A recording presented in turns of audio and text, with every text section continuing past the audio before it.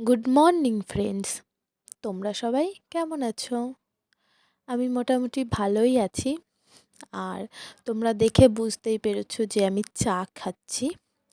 আর তোমাদের কাপটাও মানে বেঁকিয়ে দেখালাম যে দেখো আমি চা খাচ্ছি। তো এখন বাজে প্রায় 9:40 মতো। তো এখন আমি চা খেতে বসেছি। আর আমার চা খেতে খেতে ওই রকমই 9:30 10:30 মতনই বেজে যায়।